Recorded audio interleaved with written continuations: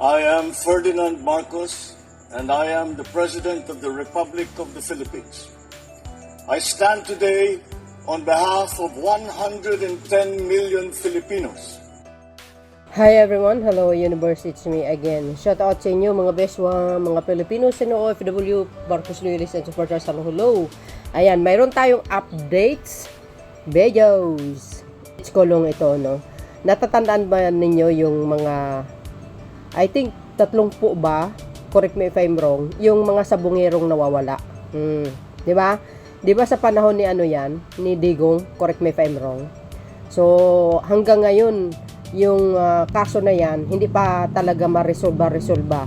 Tapos, ang daming mga kilalang tao na naimbestigahan, mga kababayan, sa Senado, nung that time na yun. Panahon ni Digong, for sure yun, ano? Kung tama ako. Correct me if I'm wrong, guys, no? I think kasama na po dyan na inimbestiga si Mr. Ang yata yun. Yung isang businessman. So dahil dyan guys, no, sa issue na yan, talaga namang walang resolba, no, hindi po nare-resolve yung kaso na yan. Hanggang ngayon, dekada na, no, matagal ng panahon. Pero dahil sa ngayon, sa panahon ni Pangulong Marcos Jr., mukha yatang mabibigyan ng hustisya itong mga nawawalang sabungero. Dahil dito guys, sabi po dito ng ating, sources, no, ng People's Tonight, sabi po dito guys, no,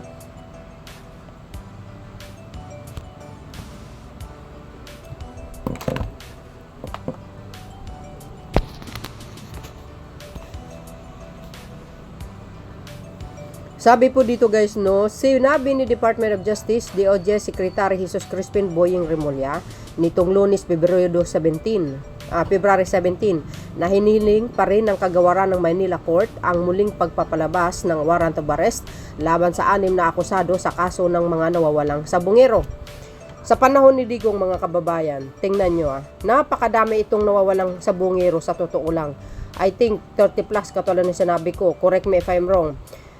Hindi man lang magawan ng aksyon anong nakarang administrasyon kung bakit nawawala itong mga sabungero, no? So kawawa talaga ang kanilang pamilya. Tuloy, noong Enero 2025, kinansela ng Court of Appeals ang piyansa ng 6 na akusado sa kaso at nagdesisyon na ang Manila Regional Trial Court, which is ang RTC Branch 40, ay nakagawa ng grave abuse of discretion ng pagbigyan nito ang kanilang bail petition.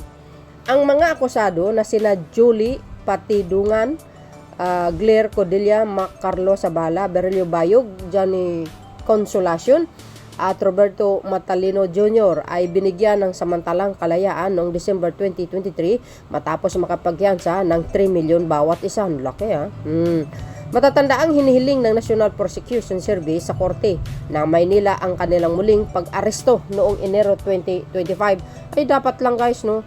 At itong mga akusado na ito, 'di ba nakapag-bill sila?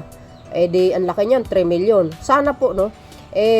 Mabigyan ng hustisya itong mga sabungerong nawawala at kumanta dapat sila, ituro kung sino talaga ang pinaka-mastermind dito. Iyan po guys ang resulta ng gambling sa mga masasamang gawain. Ano po ang kadahilan? It's all about money.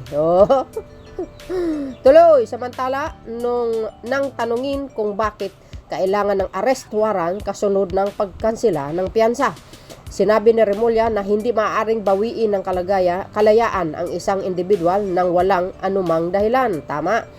Naharap ang 6 na akusado sa 6 counts ng kidnapping at serious illegal detention dahil sa pagkawala ng mga sabongera na sina John Claude Inunog, Rodel Cristoron Trom, Mark Joseph Velasco, Roel Gomez at ang mga kapatid na sina James Bakay at Marlon Bakay. Agay, marami pa ito guys Ang alam ko parang 30 na sabongero. Ewan ko lang hindi ako sure. Mamaya nga titingnan ko. Noong Enero 13, 2022. Sabi ko sa'yo, 1:00 ng hapon umalis ang mga naturang sabongero sa Tanay Rizal upang pumunta sa Maynila Arena, ngunit napilitang sumakay sa isang greban bandang alas 7 30 ng gabi. Pag sinabi mong Enero, 13, 2022, panahon ni Digong ito. Tingnan nyo ang dami pong talagang sangkot dito mga kababayan. Sana po na ituro yung totoong mastermind mga kababayan. Tsaka isa pa I really hope na mabigyan ng hustisya yung mga sabungirong nawawala. Sila naman guys is trabaho lang naman sila, pero hindi natin alam kung ano po ang kadahilanan o ano naman ang kinasasangkutin nila kung bakit sila dinukot at hanggang ngayon hindi pa sila lumitaw mga kababayan. This is public info Sabi ni DOJ, arrest warrant versus 6 akusado sa missing sabongero case. Buhayin. Dapat lang bubuhayin. No? Sabi ko nga mga kababayan, sa panahon ni Pangulong Marcos Jr., ang dami niya po talagang aasikasuhin para ma-resolve ang mga ibang problema tulad nito, no? Para sabi ko nga rin, si Pangulong Marcos Jr. parang naglilinis ito guys ng mga dumi ng mga nakaraan. Ewan ko nga ba. Hihingin natin ng mga issue ulit ng warrant of arrest para anim na akusado sa nawawalang mga sabongero para matapos na ito ng maayos, sabi ni Department of Justice Secretary Jesus Crispin Boying Remulla. Sa panahon ni Digong hindi talaga matapos-tapos yan di ba?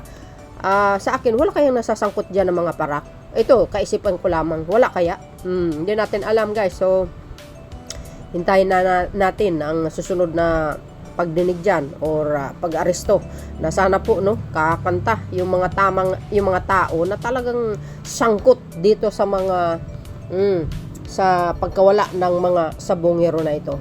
But anyway guys, ititingnan natin kung ilang sabongero ang nawawala at the time. Ito po yan March 19, 2022 guys nawawalang sabongero, posibleng patay. Sabi ni Duterte. Panahon niya po yan sabi po ng Philippine Star. Basahin nga natin kung ilan. Kawawa talaga sila hindi nabibigyan ng hustisya. Dito Manila, Philippines, may hinala si Pangulong Rodrigo Duterte na patay na ang mahigit na 30 nawawalang mga sabongero. May hinala daw siya. Ba't alam niya?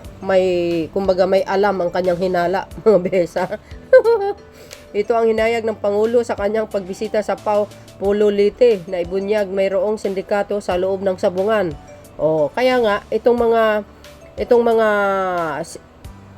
guys, itong muling pag-aaresto ng mga akusado, sabi ni DOJ Secretary, dapat kumanta sila at sabihin talaga kung sinong nasa likuran talaga nila, no? Ayan Ayon sa Pangulo, ang mga sabungero na nawala ay hindi malayong na nabutahin ng laban at ginawa ito sa pamamagitan ng pagbabad sa tubig ng manok para sipunin at magkasakit. Ano ba yan? Ang gulo naman grabe. Sa ganitong paraan pagsapit ng laban, kinabukasan ay mahina na ito at tiyak na matatalo agay. Ano ba yan? Tuloy. Sabi ni Duterte, posibleng nahuli ng mga sindikato ang pananabutahin ng mga sabungero kaya nalagay sa peligro ang kanilang buhay at maaari rin pumusta rin ang mga sabungerong ito depende sa naging kasunduan o pakikipagtransaksyon na ba alam dahil dito kaya pinapaubaya na ng presidente sa mga otoridad ang pagresolba sa mga kaso ng pagkawala ng mga sabungero at mailabas ang punot dulo ng mga nasabing insidente. Nagkaroon po ng nagkaroon po ng hearing. Basta ang isa sa mga nasangkot si Mr. Ang yun hindi si hindi si San Miguel. Si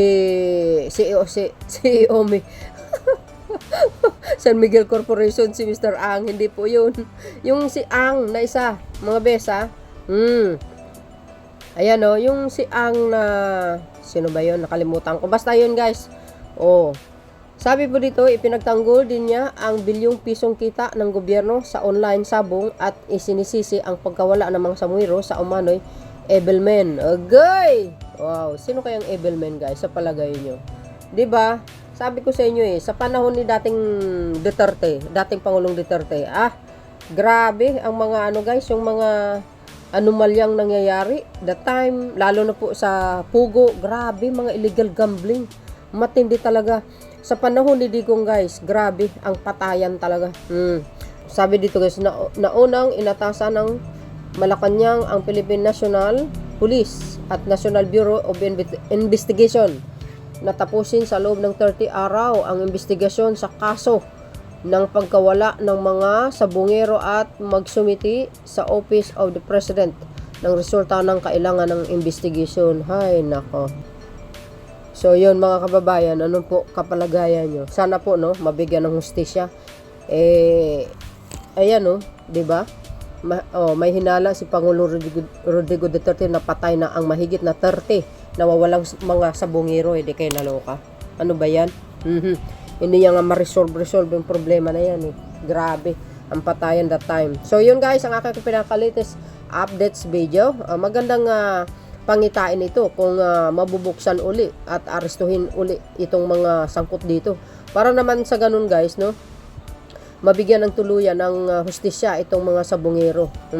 So yun guys, ang pinaka-latest updates info natin. Maraming salamat sa watching. See you again on my next upload video. Bye and babush. God bless Philippines.